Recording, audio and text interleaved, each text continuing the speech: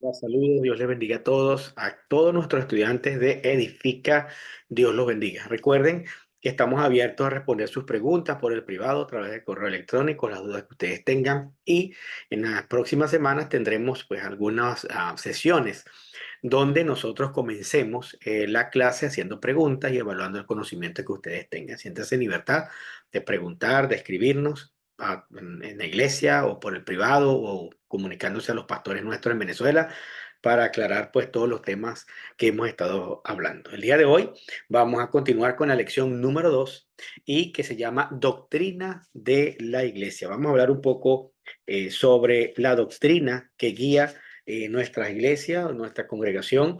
Es importante estos puntos tenerlos presente en nuestra manera de creer, de vivir y de fortalecernos, sobre todo en estos tiempos donde hay tantas y tantas falsas doctrinas, apostasía, y es bueno tener claro todas las cosas que la Biblia dice sobre eso. Entonces, la idea de hoy es dar un resumen de esta manera. No estamos grabando en vivo, pero la idea es fortalecer el conocimiento de ustedes y que repasemos juntos el llenado de la guía. Bueno, vamos a compartir entonces, hablando sobre la doctrina de la iglesia, es la clase que corresponde. Tenemos que recordar lo que dice Tito 2:1. Tú, en cambio, predica la verdad que va de acuerdo con la sana doctrina. Y esto es muy importante que nosotros como estudiantes de la Biblia lo tengamos presente, porque lo que Tito quería decir, inspirado por el Espíritu Santo, es que prediquemos la verdad de acuerdo a una sana doctrina, es decir, de acuerdo a un fundamento bíblico y teológicamente correcto. Por supuesto, todos estos conocimientos no se adquieren de una vez, de la noche a la mañana, pero la idea de estos estudios es que usted tenga una idea general del por qué creemos las cosas. Lo primero que tenemos que hablar hoy es de la doctrina de Dios. ¿Cuál es la doctrina de Dios? Es decir, ¿qué es lo que define a Dios en nuestros estudios? Entonces, Juan 1:8 dice que Dios se reveló, ahí está en pantalla, Dios nadie lo ha visto nunca.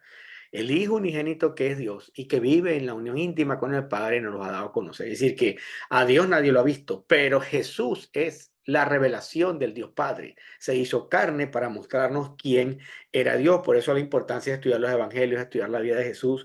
Por eso Cristo debe ser el centro de nuestro aprendizaje, nuestras enseñanzas, porque conociendo a Jesús, conocemos a Dios en su totalidad. De manera que Dios se reveló de varias formas y queremos tocar esos puntos. Número uno, Dios se reveló por la palabra. Dios se reveló por la palabra. Y con respecto a eso, porque mucha gente le dice, bueno, este Dios nadie lo ha visto, los ateos dicen que no creen en Dios. Entonces, estos elementos son muy importantes. ¿Cómo se reveló Dios? A través de la palabra. De 5 maneras específicas. Primero es espíritu. Juan 4:24 dice que Dios es espíritu y que es necesario que los que lo adoran deben hacerlo en espíritu y en verdad. Eso es lo que dice la escritura. Dios se revela como una persona. Dice, oh Señor, qué grandes son tus obras y qué profundos son tus pensamientos. O sea que Dios piensa como una persona. Ustedes lo tienen ahí en la guía. Es autoexistente. Éxodo 3:14 lo confirma, que Dios es un Dios autoexistente. Por eso es yo soy el que soy. Esa definición de yo soy el que soy es un Dios autoexistente. Por eso es que Dios no tiene fin ni fin ni principio, porque Él es el eterno, Él es todo en todo y Él creó todas las cosas. Ahí está en pantalla la doctrina de Dios, que lo primero que estamos estudiando es que Dios se revela a través de las escrituras como un espíritu, como una persona, como el autoexistente, como inmenso, todopoderoso. Vamos a ver esa cita. Jeremías 10:6 dice, Señor, no hay nadie como tú, pues eres grande y tu nombre está lleno de poder. Es decir, que Dios es lo más grande y nadie puede compararse a Dios, y que Dios se revela como el eterno, que dice Génesis 21:33, Abraham adoró al Dios eterno. De manera que Dios es eterno porque, repito, Él no tiene principio y no tiene fin y vive en la eternidad. Avancemos entonces con respecto a estos puntos y tenemos que entender que en el libro de Hebreos dice, vamos a mirar aquí un momento, ok, vamos aquí. Dios se revela a través de sus nombres, y esto es muy importante. Yo le dije que en la Biblia, Dios, en el Antiguo Testamento, son más de 300 nombres, o más de 350 aproximadamente los nombres de Dios, pero hay algunos nombres que revelan su naturaleza. Los nombres revelan quién es Dios, revelan lo que Dios hace. Entonces tenemos a Elohim. Elohim significa poder o facultad, representa la deidad de Dios. Elohim o Eloab son sus derivaciones. Entonces, la palabra Elohim representa la divinidad de Dios, representa a Dios como como poderoso y con facultad. Tenemos otro nombre que es Yahvé o Jehová, que lo escuchamos mucho. Este nombre es el mismo nombre con que le fue dado a Moisés cuando él dijo, yo soy el que soy, debido a que Dios se mostró fielmente a su pueblo en momentos de necesidad. De el nombre Yahvé tenemos otras derivaciones: Jehová Jireh, Jehová Rafa, Jehová Nisi, Jehová Shalom y Jehová Ra. Jehová Jireh es él proveerá. Ese nombre aparece la primera vez cuando Abraham es detenido por el ángel y el ángel le dice, no, no sacrifiques a tu hijo, y aparece el corderito enrollado en la zarza y dice, Jehová se proveerá. Ahí aparece Jehová Jireh, que es la demostración de que es un Dios de provisión. Tenemos a Jehová Rafa, que es Dios sanador. Ya en el Antiguo Testamento decía que donde esté la presencia de Dios no habría enfermo entre vosotros. Eso está en el Antiguo Testamento. Dios se reveló como paz, como chalón, que es paz y prosperidad y vida saludable. Eso es chalón. Y como Jehová Ra, que es mi pastor. Jehová es mi pastor, nada me faltará. Todo esto tiene que ver con la derivación del nombre Jehová, que muestra las características de Dios, porque Dios se revela quién es también por lo que hace, y su nombre revela su naturaleza. Avancemos entonces en este sentido. Eh, con respecto a esto, tenemos, ¿verdad? La guía de ustedes tiene los nombres de Dios, ahí van a poner un poco lo que expliqué. Dios se reveló a través de su Hijo, Hebreos 1, al 3. Otra forma de la revelación es que Dios se reveló a través de Cristo, ya lo decíamos. Dios, que muchas veces y de varias maneras habló a nuestros antepasados en otras épocas por medio de los profetas, Antiguo Testamento, las profecías, ¿ok? En estos días finales, esto lo dice el escritor de Hebreos, refiriéndose a los días donde fue escrito el libro, pero él lo decía como días finales. En estos días finales nos ha hablado por medio de su Hijo. Paro aquí para explicar. Él está diciendo, Dios se nos ha revelado y mostrado a través de las profecías, con los antepasados, la salida del Éxodo, Moisés, todo aquello, los profetas mayores, los profetas menores, pero luego cuando se escribe ya esto en el Nuevo Pacto, en el Nuevo Testamento, él dice, pero ahora se nos ha revelado a través de su Hijo. A este lo designó heredero de todo y por medio de él hizo el universo. El Hijo es el resplandor de la gloria de Dios, la fiel imagen de lo que Él es y el que sostiene todas las cosas con su palabra poderosa. Jesucristo es la revelación del Dios Padre. Jesucristo es la encarnación de Dios. Jesucristo es la manifestación de Dios al hombre. A través de Cristo, Dios se dio a conocer como Padre y Redentor de una manera mucho más personal. Así que esto es un punto muy importante. Por eso es que Jesucristo para nosotros no es simplemente un profeta o un historiador o un personaje de la historia, es Dios revelado porque Jesucristo mostró a Dios. ¿De qué manera se reveló Jesucristo, nos reveló a Dios Padre? Bueno, la divinidad de Jesús lo demuestra. Hay características de Jesús divinas, como la omnipotencia. Vamos a ver aquí, este atributo fue identificado cuando Jesús calmó la tormenta. La omnisciencia, Jesús no necesitaba que nadie le informara de las cosas porque él ya sabía lo que la gente estaba pensando. Creo que ustedes lo tienen, sí, divinidad de Jesús, de eso estoy hablando, ustedes lo tienen en la guía. La divinidad de Jesús dice aquí, se mencionan varios nombres para afirmar la deidad de Jesucristo, Teos, aunque esta palabra se utiliza comúnmente para referirse al Dios Padre. En Juan 1:1 y 1:18 se usa para referirse a Cristo como Dios, creador y gobernador de toda la tierra.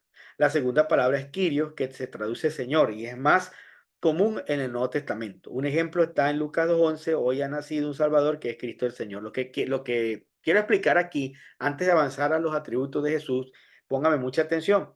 Según esto, la deidad de Jesús se revela porque hay una palabra, teos, que se utilizó para referirse a Dios Padre.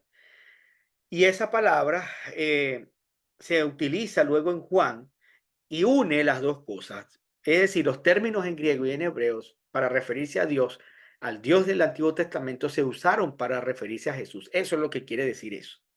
También esa palabra Kyrios, que se traduce como Señor y es más común en el Nuevo Testamento. Un ejemplo está, indicaba que Jesús, un ejemplo está, perdón, en Lucas 2:11, cuando dicen que Jesús es un Salvador y que vendría a ser el Señor. Esa palabra Señor es Dios. La fuerza de esa declaración indicaba que Jesús es Dios mismo, lo cual se le hacía difícil creer que Immanuel estaba entre ellos. Les voy a poner otro ejemplo que no está en la guía, esto lo sé yo. Hay un momento cuando a Jesús lo van a apresar, está en uno de los evangelios, y cuando él pregunta, ¿y dónde está? Jesús dice, yo soy, y dice que todos cayeron a tierra. Es la misma expresión que se usó cuando Dios se le reveló a Moisés, recuerdan, yo soy el que soy. Jesús habló de él mismo diciendo yo soy, lo hizo varias veces en el Nuevo Testamento. Y esa frase está relacionada con la del Viejo Testamento cuando Dios habla del mismo como el gran yo soy. Hay una correlación, por eso Jesús es Dios, porque vemos el Nuevo Testamento correlacionando con el Viejo Testamento a un mismo nivel Jehová. Por ejemplo, voy a ponerles otro ejemplo, porque esto es importante decirlo. Esto no está en la guía, esto lo tengo yo. Quería agregarlo. Am, Voz que clama en el desierto, preparar el camino al Señor. Era la profecía con la cual fue llamado Juan el Bautista del Antiguo Testamento. Tenía esa profecía que Juan el Bautista, que iba a venir alguien que le iba a preparar el camino al Señor. ¿Quién preparó ese camino? Juan. ¿A quién se lo preparó? A Jesús. Y cuando se escribe en el Viejo Testamento, se está refiriendo a Dios. Por eso Jesús es Dios, entre muchos otros argumentos. Entonces tenemos que Jesús revela características divinas. No podemos decir que Jesús es Dios si Jesús no tiene características divinas. Entonces él mostró omnipotencia, omnisciencia, omnipresencia e inmortalidad. Avancemos. Entonces, siguiendo con esto, la encarnación de Jesús tuvo oposición y hoy la tiene. Hoy hay movimientos que vienen desde esa época que niegan que Jesús se encarnó como Dios, que Jesús no fue Dios. Los testigos de Jehová dicen que Jesús es un ángel mayor. Y en aquella época, el apolinarismo, el nestorianismo y el monofisismo, usted no se tiene que aprender esto en memoria, pero es bueno saberlo. Ellos iban en contra de esta teoría de que Jesús se encarnó, de que Jesús no estaba encarnado. Entonces, esto es importante saberlo.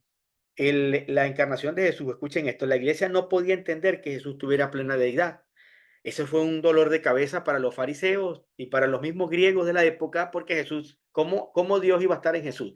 Por eso cuando Jesús dijo, yo soy, cuando le preguntaron, ¿tú eres el Mesías? Dijo, tú lo has dicho, se rasgaron las vestiduras del templo.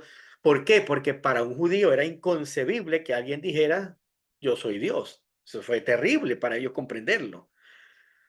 De hecho, cuando Jesús dijo, no sé si recuerdan que en el Evangelio, y digo esto para explicar, aquí estoy explicando en esta sesión más esto, Jesús dijo en el Evangelio, antes que Abraham, yo soy, vuelve a usar el yo soy, y ellos se molestaron y se rompieron las vestiduras, porque ¿cómo vas a ser tú primero que Abraham o que Moisés?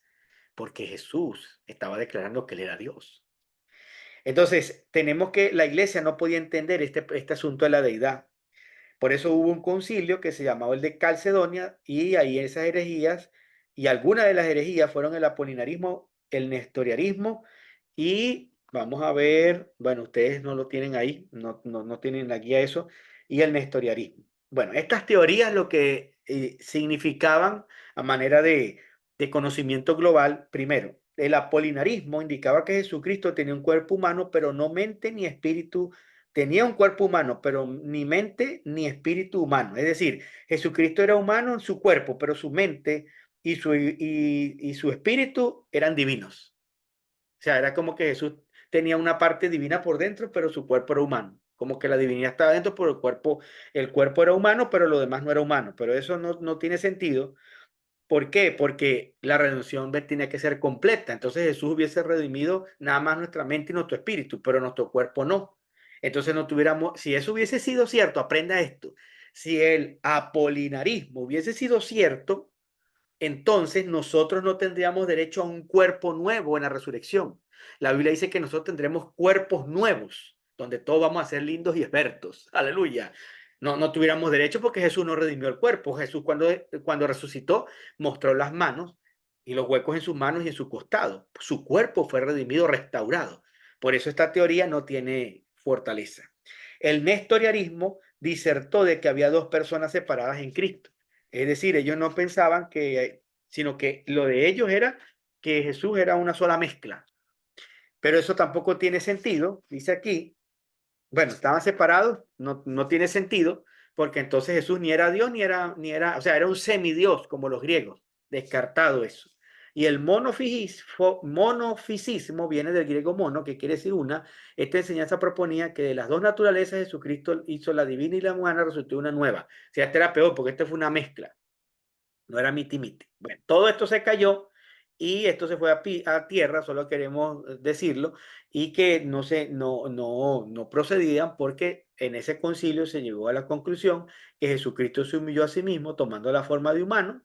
Este acto voluntario en cuanto a la encarnación indica un cambio de papel y posición, mas no indica que sus atributos o su naturaleza fueron quitados, porque Filipenses dice que Jesús se humilló y se despojó de todo y vino a la tierra. Entonces ellos decían que por eso no podía ser divino, pero resulta que eso fue un cambio de posición, dice aquí, pero no en sus atributos. Jesús se mantuvo siendo Dios y él mismo se confesó como Dios. Ok, avancemos entonces. Vamos a ver la guía. Ustedes tienen encarnación de Jesús. Dios se reveló por el Espíritu Santo. Entonces, otra manera de la revelación fue a través del Espíritu Santo, porque la venida del Espíritu Santo trajo una revelación acerca de Dios. Dice, bueno, Hechos 1:8, el Espíritu Santo venga sobre ustedes, recibirán poder y saldrán a dar testimonio de mí en Jerusalén, en toda la región de Judea, Samaria, hasta las partes más lejanas de la tierra. Sobre esto, el Espíritu Santo cumplió varias funciones. Da vida a las criaturas, da poder para servir, habilita con poder, limpia y purifica, revela, es evidencia de la presencia de Dios, guía y dirige, provee una atmósfera divina, da seguridad, enseña, ilumina, unifica y evidencia presencia la bendición de Dios. O sea, el Espíritu Santo es Dios revelado de forma espiritual. ¿Por qué? Porque tiene los atributos y es una persona también. De manera que a través del Espíritu Santo Dios se ha revelado, especialmente, queridos hermanos, en este tiempo. Recuerden que en el Antiguo Testamento obró el Padre, obró Jehová. En el Evangelio obró Jesús, es la revelación del Padre, luego Cristo sube al cielo. Y en Hechos 2, cuando viene el Espíritu Santo, entonces se queda aquí en la tierra. Quien está en acción en este momento en la tierra es el Espíritu Santo de Dios. Él hace viva la imagen de Cristo en nosotros, la revelación del Padre es la que trae la voz de Dios a nosotros. Ahora está obrando el Espíritu Santo, por eso es que estos son los tiempos. El Espíritu Santo fíjense, Jesús, ¿cuántos días pasó para su resurrección? 3 días. Podemos llevar una equivalencia. En el primer día gobernó el Padre, en el segundo día gobernó el Hijo, hablar de los 3 días, y en el tercer día gobierna el Espíritu Santo. Nosotros, la iglesia está viviendo el tercer día y el último día. Ya después viene el fin, porque estamos en el gobierno del Espíritu Santo. Él es el que se está moviendo en el planeta en este momento. Entonces, el Espíritu Santo es el que nos revela a Dios también. Vamos a hablar de la doctrina de la salvación. ¿De dónde salió nuestra doctrina de la salvación? Es importante entender eso. Todo empezó en Génesis 3:15. Dice que Dios le dijo, pondré enemistad entre tú y la mujer, entre tu simiente y la de ella. O sea, voy a poner enemistad entre tú, la mujer, o sea, la serpiente y la mujer, que es la humanidad, y entre tu simiente y la de ella. Su simiente te aplastará la cabeza, pero tú le morderás el talón. Aquí ya estaba profetizando la simiente que le aplastaría la cabeza al diablo es Jesucristo. Ya aquí estaba revelado el plan de salvación que tuvo que venir a causa del pecado del ser humano. Y aquí aprovechamos para recalcar esto porque fue una mala decisión de Adán y Eva y ellos pues pecaron. La simiente iba a ser Jesús. Recuerde eso, que cuando aquí habla de la simiente, habla de Jesús. Dios tuvo que hacer un sacrificio para cubrir el pecado de ellos, se taparon con hojas. Dice la Biblia que entonces Dios tomó unos corderos y de ahí sacó la piel con los que ellos se cubrieron. Y esto era un prototipo de que Cristo iba a ser el cordero que iba a dar su vida por nosotros. En el Antiguo Testamento hay un sistema de sacerdotes y sacrificios para limpiar los pecados. Todo esto era sombra de lo que Cristo iba a venir a cumplir. Yo paro aquí para hacer una acotación teológica. Ustedes que se están formando, algunos de ustedes ya están en flama, otros ya han estudiado teología, pero entendamos, de aquí en adelante, ya que tocan el tema del Antiguo Testamento, tenemos que entender que el Antiguo Testamento y el Nuevo Testamento es una unidad de pensamiento divina. No podemos extirpar el Viejo Testamento, como algunos predicadores de la gracia extrema están diciendo o desvalorizando todo lo que se dice en el Antiguo Testamento, en cuanto a orden de culto, de ofrendas, de diezmo, de adoración, todo, todo, todo.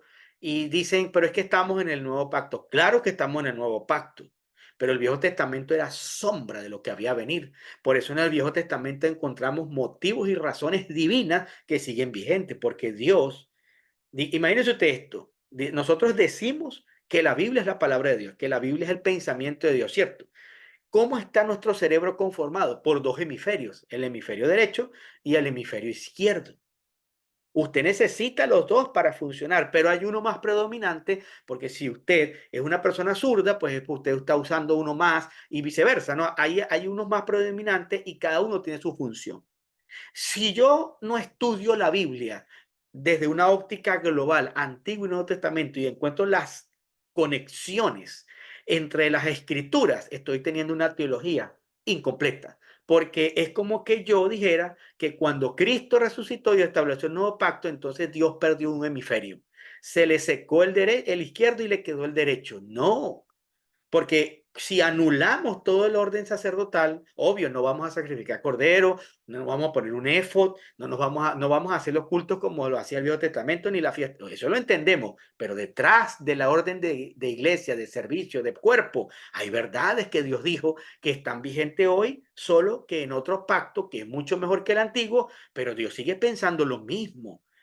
Los valores de santidad que aparecen en el Viejo Testamento están presentes hoy, solo que ahora la santidad la adquirimos por Cristo, pero eso no significa que Dios no quiere la santidad de nosotros. No sé si me hago entender, pero yo quiero aquí en este punto que la doctrina la tenemos que establecer con un conjunto global de toda la Biblia, buscar los enlaces para establecer una verdad. Por eso el salmista decía, la suma de tu palabra es la verdad. Cuídese usted como estudiante teológico, como estudiante bíblico, de hacer análisis bíblicos aislados en un capítulo, en un versículo. Si no tiene el soporte de la Biblia completa, ese análisis es defectuoso. Bueno, esto era solo una acotación personal. Vamos entonces con la doctrina de la salvación. Hay varias corrientes, pero hay dos doctrinas. Para hablar de salvación, escuchen esto. Primero tenemos que ir al principio, ya lo hablamos. Vamos a avanzar con la doctrina de la salvación. Quiero leer esto porque es muy importante. Para hablar de la salvación tenemos que ver dos vertientes teológicas, la calvinista y la arminiana. Ya lo hablamos en clase, solamente está el cuadro aquí. Por favor, les digo que se lo lean, que se lo aprendan, porque esto va a ser punto de examen y de evaluación, este cuadro. Entonces yo quiero que usted lo lea y que establezcan las diferencias principales en este cuadro. Entonces, en este cuadro están las diferencias entre las dos doctrinas fundamentales de Calvino y de Arminio, porque son las teorías más fuertes. Y usted, como estudiante, me las va a leer con calma. No me voy a poner a leer eso ahorita porque ya lo leí en la clase que tuvimos el martes. Usted lo va a leer y usted me va a sacar cuáles son las diferencias entre las dos. Las va a escribir en un lado de abajo. No, yo entiendo que las diferencias están aquí. Algunas cosas coinciden y otras no. ¿Cuáles serían las tres diferencias más importantes entre una corriente y la otra? Entonces, se hizo la pregunta, ¿verdad? Si Dios es el que hace todo, entonces ¿cuál es la parte del hombre? Y vimos y respondimos en la clase que Dios ha traído la salvación, pero le toca al ser humano responder. Por eso la fe sin obra es muerta. Todo en la Biblia es una respuesta del ser humano hacia Dios. La salvación es igual. En nuestra corriente doctrinal, que es la arminiana, esa es la nuestra, creemos en el libre albedrío y que el hombre decide abrir el corazón a Dios o no, porque Dios no obliga a nadie. Dios va a tratar de atraer al hombre y a la mujer, pero la salvación está abierta para todo aquel que en él crea, no se pierda, mas tenga vida eterna. Un ejemplo maravilloso fue el que lo pusieron en clase, fueron los ladrones en la cruz. Los dos tenían acceso, el Salvador estaba en el medio, uno creyó y el otro dijo no. Ahí está demasiado claro que uno dijo sí y el otro dijo no. Los dos tuvieron la misma oportunidad. Ese es el Dios en que nosotros creemos. Y eso define nuestra doctrina, la salvación. La salvación es para todos, pero la gente tiene que decidir tomarla o las pueden rechazar. Y no creemos que hay un grupo de escogidos, electos. Hay un plan divino, hay una predesignación, pero usted entra por fe y por obediencia.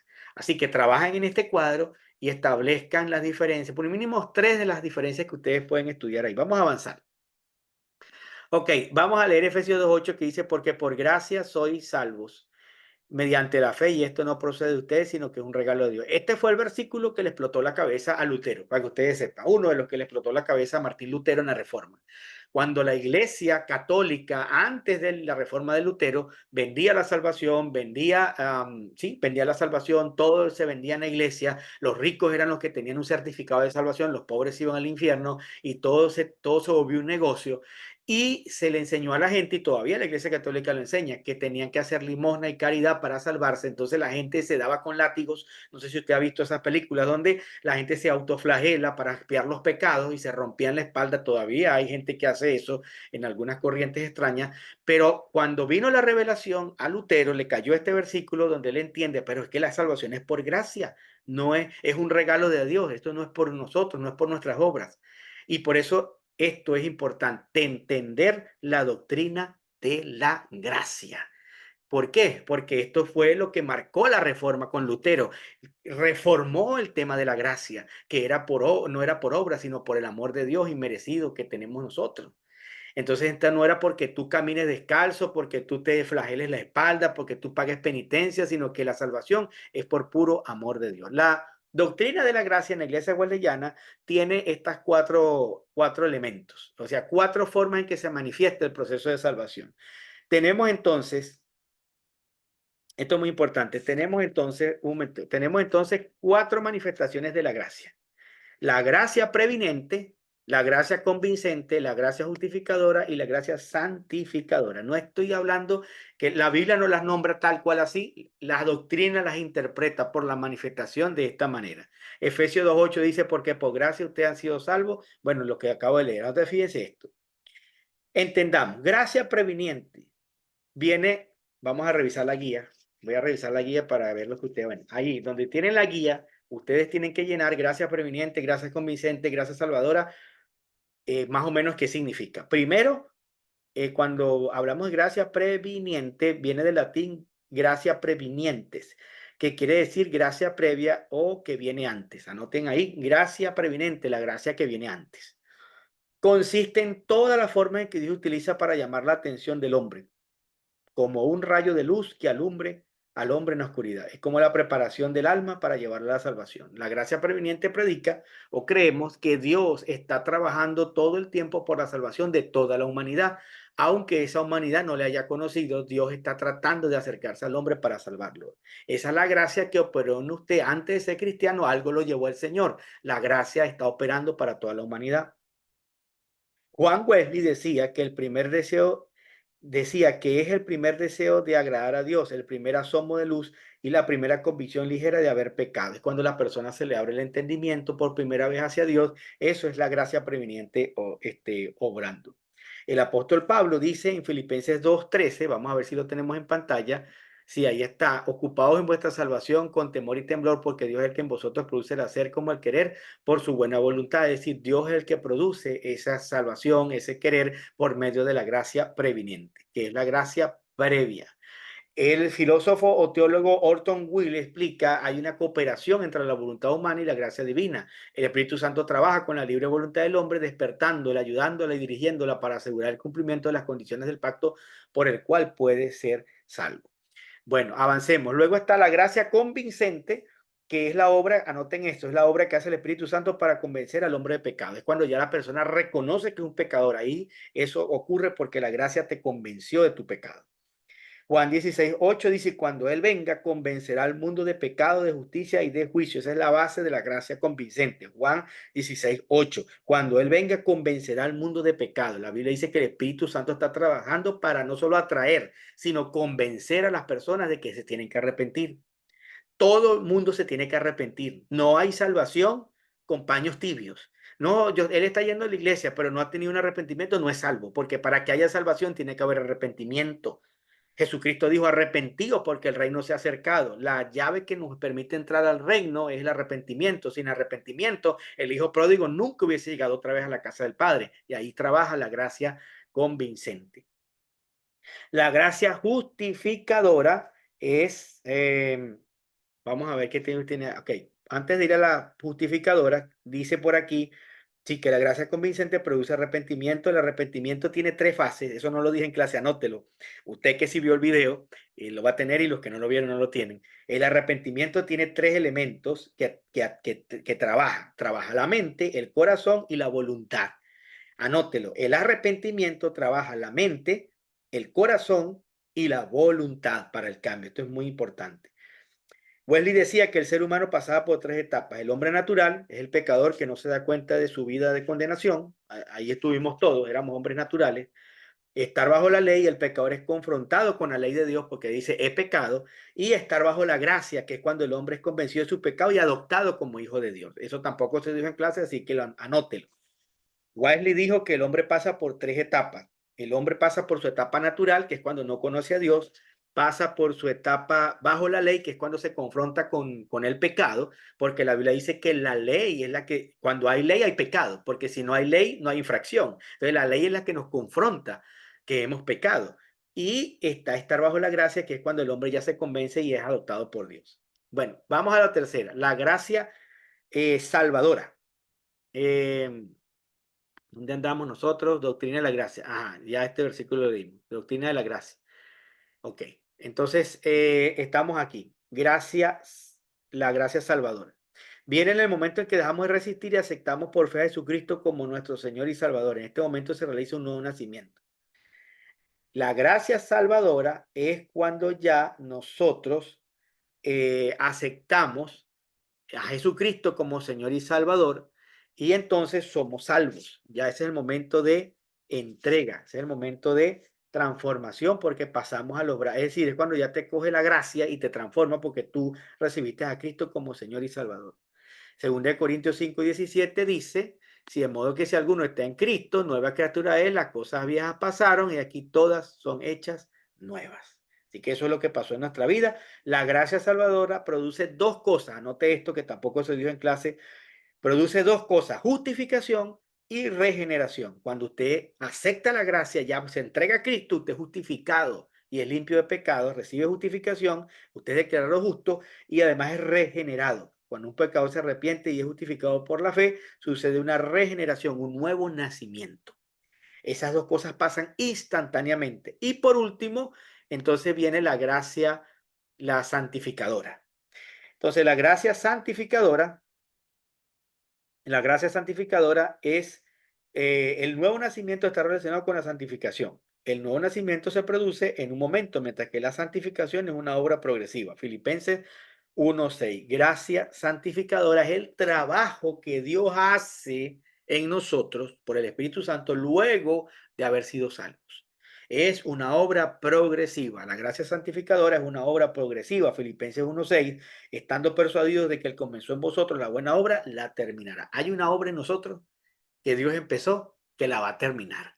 Usted no va a finalizar en este planeta siendo el mismo, la misma. Usted va a ser siempre, usted va a vivir. Si busca al Señor, usted va a ser transformado. A algunos le llevará más tiempo, otros es más rápido. Todo depende de los niveles de obediencia y sumisión. La transformación fue en un acto para todos igual. La salvación, perdón. La salvación y la redención es un acto instantáneo, no un nacimiento. Pero el proceso de santificación va a ir de acuerdo a la capacidad de cada quien aceptar la obra, obedecer y decidir ser transformado. Es decir, que cada quien pone su ritmo, porque el proceso de santificación es progresivo y esa velocidad la determinamos nosotros por nuestros niveles de obediencia. A algunos con Dios tarda, hay gente que Dios tarda años, otros es más rápido, eso depende de tu corazón y del mío. Diga en este momento que está viendo este video, Señor, yo dispongo mi corazón para que hagas una obra santificadora en mi vida, para yo ser transformado, dígaselo al Señor, porque a veces nosotros mismos limitamos a Dios por nuestra desobediencia.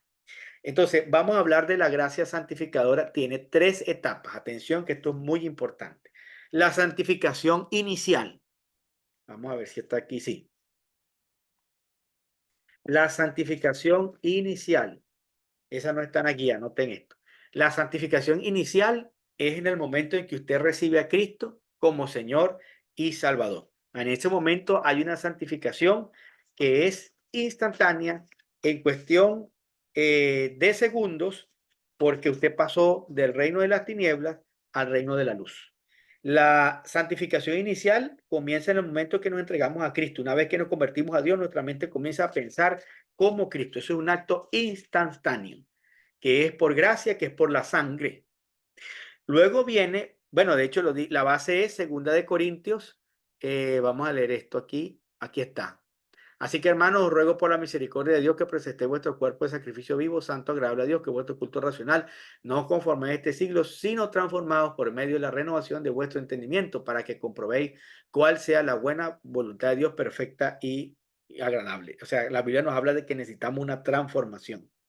Entonces, según de Corintios 5:17 dice que si alguno está en Cristo, nueva criatura es. Lo viejo pasó y aquí todo es hecho nuevo. Todos tenemos deseos de hacer cambios, de tener una vida nueva y comprometidos con Dios, pero luego nos damos cuenta de que hay cosas que necesitan cambiar. Y es así. Todos hemos pasado por ahí. Todos recibimos a Cristo emocionados y con fe, pero luego llegamos como a un... ¿Quién prendió la luz? Dice uno. Se da uno cuenta que hay cosas que uno no ha dejado, carácter no transformado, que todavía la gente recibe a Cristo y después todavía vuelve a practicar cosas, errores, vuelve a pecar. Es como que se confronta, pero ya yo me entregué al Señor porque tengo estas debilidades, porque falta todo esto en mí. Bueno, ahí empieza a trabajar en ese camino progresivo lo que es la santificación progresiva. Filipenses 1:6 es la base. El que comenzó en vosotros la buena obra, la va a terminar. No dice el que empezó y terminó la obra. Dice el que empezó en vosotros la buena obra, dice Filipenses 1:6, la terminará. Es decir, habla de una obra progresiva. Esa es la obra de santificación progresiva. Tú y yo estamos en un proceso que no es instantáneo. La salvación y la redención del alma y el cuerpo y el espíritu, todo es en un acto hecho, pero nuestro cambio aquí en la tierra es progresivo y a eso es vida cristiana de transformación, que es lo que Dios quiere darnos a nosotros y es donde tenemos tantas luchas y tenemos que buscar esa transformación y anhelar ese cambio. Juan 17:17 dice, santifícalos en la verdad, tu palabra es la verdad. La palabra de Dios es la que nos santifica y nos transforma en este camino de vida cristiana, donde las cosas no son fáciles, pero ahora sí son posibles por medio de la obra de Cristo y su gran amor para nosotros. Y luego tenemos la última, que es la entera santificación. Es una doctrina que sostiene que el ser humano puede ser instantáneamente limpiado del pecado original por la fe y mediante el bautismo del Espíritu Santo. Esta experiencia santificadora se conoce con diferentes nombres: segunda obra de gracia, perfección cristiana, pureza de corazón, segunda bendición, santidad cristiana y otros. ¿Cómo la definió Juan Wesley? La santificación en el sentido propio es una libertad instantánea de todo pecado e incluye un poder instantáneo dado en ese momento para permanecer unido a Cristo. El pecador que se arrepiente es perdonado de sus pecados cometidos. Obvio, nosotros fuimos perdonados de todos nuestros pecados, pero el pecado original adámico permanece en él y necesita una segunda obra de gracia, el bautismo del Espíritu Santo, a fin de desarraigar el pecado. Y el ejemplo que se pone aquí es maravilloso. Es como un árbol, usted lo puede talar, pero a la larga volverá a crecer. Pero cuando recibimos a Cristo, somos talados, somos perdonados y limpiados. Pero la obra, la santificación, la entera santificación, es cuando el fuego de Dios te viene sobre ti y quema las raíces. Y tú quedas totalmente libre. Esa es la transición que vemos en Romanos 7, al Pablo de Romanos 7 y al Pablo de Romanos 8. Miserable de mí, dice Pablo, ¿quién me librará de este cuerpo y de esta muerte? Y luego comienza Romanos 8, tan poderoso, Romanos 8 hablando de todo lo puedo en Cristo que me ya no hay condenación para los que estamos en Cristo Jesús. Vemos a un hombre hablando diferente por el Espíritu Santo y nos pone aquel contraste antagónico de aquel hombre que habla en el capítulo 7 y luego miren cómo habla en el capítulo 8. ¿Por qué? Porque hay una obra progresiva y esa obra progresiva de santificación en nuestra vida, ese último nivel es el que nos libera con el fuego del Espíritu Santo de esa raíz de maldad y quedamos totalmente libres. No significa que no cometemos errores después, pero quedamos libres de la iniquidad y de las maldiciones y empezamos en nuestra vida cristiana un ascenso progresivo y de ahí es donde se cumple lo que dice la Biblia, que vamos de gloria en gloria y de poder en poder en Cristo Jesús. ¿Cómo saber cuando yo no he recibido esta obra santificadora última? Porque me estanco, porque creí en Cristo hace años, pero sigo con los mismos pecados, los mismos vicios. No sirvo, no doy frutos, no adoro a Dios, caigo en pecado, me vuelvo a reconciliar. ¿Usted no ha visto esa gente que dice, ay, yo me he reconciliado con Dios ya 3 veces, pues me fui para el mundo y volví, me fui para el mundo y volví? Porque esa persona no ha recibido la entera santificación. Cuando un creyente es bautizado con el Espíritu Santo, queda libre de la raíz de iniquidad, se supera a sí mismo y aunque puede fallar y comete errores como ser humano, ya la iniquidad y el poder del pecado no lo controlan porque se vuelve un creyente espiritual, deja de ser carnal, como dice la Biblia.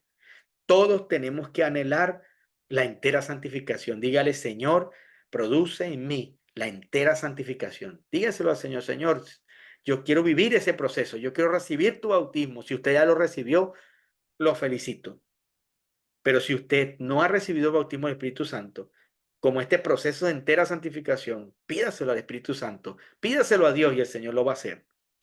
Entonces, la Biblia habla de una segunda obra de gracia porque se dirige a creyentes.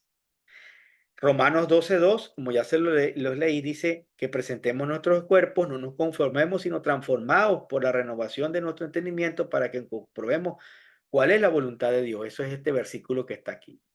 Pablo le escribe a los hermanos que ya se habían convertido a Cristo. Esa palabra no fue para inconversos, esa palabra fue para creyentes. Eso tenemos que contextualizarlo. Cuando leemos tenemos que ver el contexto. Romanos 12 no fue a los impíos, fue a los que ya habían creído. Pablo le escribe a los hermanos y les dice, la conversión a Cristo era el primer paso, pero ahora necesitamos una segunda obra de gracia. Ahora necesitamos una renovación del entendimiento para que seamos comprobados cuál es la voluntad de Dios. En la carta de Gálatas, Pablo le habla a los hermanos regenerados, salvados, y les dice, Gálatas 5, 16, 17, esa no está en pantalla, pero dice, digo pues, andad en el espíritu, no satisfagáis los deseos de la carne, porque el deseo de la carne es contra el espíritu y el espíritu es contra la carne, y estos se oponen entre sí para que no hagáis lo que él quiere. El creyente regenerado empieza una lucha entre su naturaleza carnal y espiritual, 2 Corintios 7:1 y Hebreos 6:1. Hay una lucha que comienza el creyente. Y la manera de vencer es cuando somos bautizados por el Espíritu Santo. Por eso Juan dijo, yo bautizo con agua, pero vendrá uno después de mí que os bautizará con fuego. Y ese fuego cayó en Hechos 2, cuando vino el Espíritu Santo. Y cayó sobre todos los 120 que estaban reunidos esperando la promesa que Jesús les había hecho.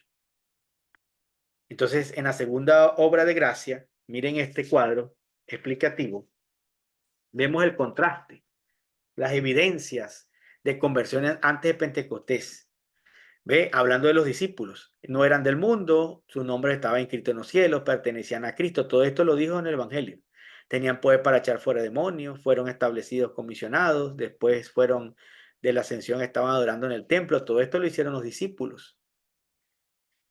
Pero ¿cuál era su evidencia carnal en ellos? Bueno, eran inestables, desleales, carnales, egoístas, actuaban de forma discriminada, eran vengativos en espíritu. Todas las citas que están ahí respaldan las conductas de los discípulos. Andando con Cristo, como muchos de nosotros andamos con Cristo ya. No decimos que no estamos con Cristo. Y no es que no somos salvos. Significa que necesitamos la entera santificación. Todas estas características estaban en los discípulos. Pero la evidencia del cambio, después de los hechos en Hechos 2:4, que viene el Espíritu Santo y cae fuego, dice que tenían lenguas como de fuego sobre su cabeza. De inestables y miedosos se volvieron valientes testigos. Ahí está la cita, lo puede leer en su casa. Se unieron de corazón, ya no estaban peleando unos con otros y pidiendo cargos. ¿Recuerdan cuando se pelearon con unos con otros? Señor, ¿quién se va a sentar a tu derecha? Ya aquí estaban unidos, unánimes, dice la Biblia.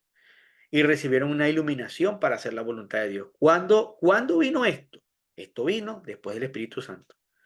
Queridos hermanos, hasta aquí esta clase. La que viene es sectas de la iglesia. Lea por favor el material que le voy a enviar. Y cierro diciendo esto. Necesitamos el poder del Espíritu Santo. Necesitamos la unción del Espíritu Santo. Necesitamos ser bautizados por el Espíritu Santo. La señal más poderosa de que usted ha sido bautizado por el Espíritu Santo es que usted dejó de ser un cristiano carnal y se volvió un cristiano espiritual. ¿Cuáles son las obras de la carne? Eso está en la Biblia, búsquelo. Si usted lee, las obras de la carne son, y usted se ve retratado ahí, usted tiene que decirle, Señor, yo quiero ese bautismo, porque después que Dios lo bautiza, usted y yo somos libres de esa impiedad. Necesitamos el poder del Espíritu, el bautismo del Espíritu Santo, la entera santificación, para poder tener vidas poderosas, exitosas, predicar con poder, dar frutos. Ahora, yo me hacía una pregunta, y si una persona no recibe la entera santificación, bueno, porque no la recibió, no la buscó, ¿será salvo o no será salvo? Claro que es salvo, porque ya recibió la gracia salvadora, la gracia justificadora la recibió, pero su vida en la tierra será incompleta. No podrá servirle a Dios de acuerdo a como Dios lo llamó. ¿Por qué, pastor? Explique. Claro, porque ¿qué significa santificación? Santificación significa ser apartado para Dios con un propósito. Y sin el bautismo del Espíritu Santo, usted no se santifica por completo, por lo tanto no le puede servir a Dios como Él quiere que usted le sirva. Así que anhelar la entera santificación es asegurar una vida cristiana exitosa, no libre de problemas, pero sí en victoria, porque la Biblia lo dice. Anhelar la entera santificación, además de vivir una vida victoriosa plena, te faculta para servirle a Dios con resultados en el llamado que te hizo. Porque, repito, un instrumento impuro no era utilizado en el templo. Usted habrá recibido y yo la santificación para ir al cielo, pero la santificación completa por el fuego del Espíritu Santo que nos hace capaces y empoderados para ser instrumentos de Dios en esta generación de acuerdo a su llamado, es cuando nos decidimos santificarnos. Dice el Nuevo Testamento, buscar la santidad porque sin ella nadie verá a Dios. Sé santo porque yo soy santo. Entonces tenemos que entender que esto es muy importante, mi querida iglesia, hermanos, amigos que ven esto, las personas que ven esta clase. Y el tercer beneficio, además del que estoy diciendo, es que cuando usted recibe el bautismo del Espíritu Santo, usted tendrá el poder contra Satanás a través del nombre de Jesús, de la oración, de la palabra. Usted se volverá una persona, un soldado completo, porque usted no va en su nombre, sino va en el fuego del Espíritu Santo. ¿Qué hace el fuego? Purificar. ¿Para qué utilizan el fuego?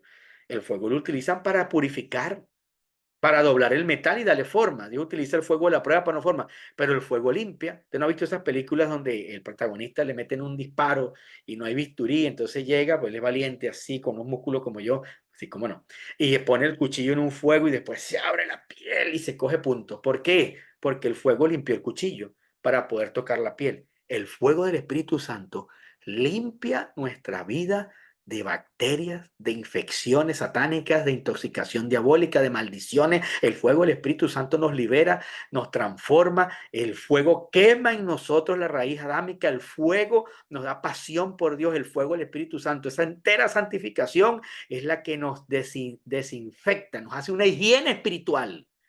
Y luego entonces viene la unción que nos da poder para ser efectivos en la obra de Dios. Por eso hay muchos cristianos fracasados en pecado, mucho cristiano que se siente desvalorizado porque no ha tomado en serio esto y no lo anhela. ¿Y por qué no lo anhelan algunos? Porque no quieren terminar con su pecado. Pero cuando usted se arrodilla, cuando usted comienza a orar de corazón y dice, Señor, quiero la entera santificación, quiero el poder del Espíritu Santo, quiero la obra de gracia completa. ¿Qué dice la Biblia? Que el Espíritu Santo le será dado con abundancia al que lo pida. Dios te va a sorprender y va a venir y va a transformar tu vida. Yo recuerdo mi día de ese momento. Yo tenía ya 17 años y servía a Dios, predicaba, yo activo desde los 15, 12 años. Pero yo recuerdo, esa fue mi experiencia, no todo el mundo va a tener experiencias iguales.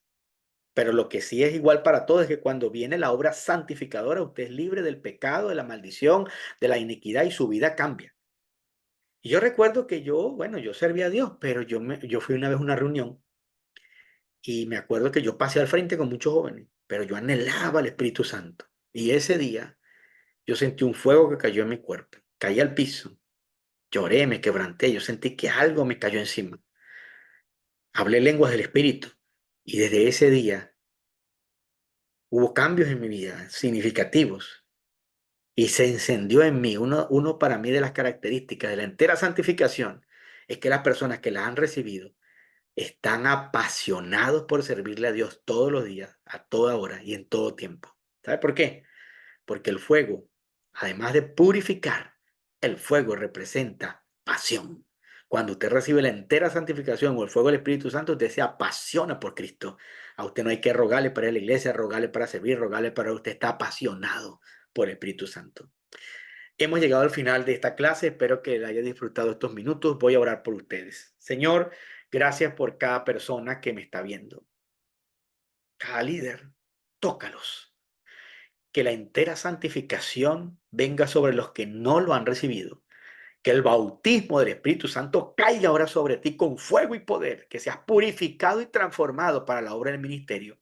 En esta hora, Señor, rendimos nuestra vida, rendimos nuestro corazón, te pedimos perdón por nuestros pecados y anhelamos esa obra completa de la santificación. Queremos tu fuego, Espíritu Santo, para ser empoderados y hacer tu voluntad y tener resultados en el nombre poderoso de Jesús. Se rompe en ti toda raíz de iniquidad, de maldición, de pecado. La sangre de Cristo te libera y te empodera el fuego de Dios para hacer la obra del que te llamó. En el nombre de Jesús. Amén. Dios te bendiga, mi querido hermano. Nos vemos en la próxima clase. Mil bendiciones.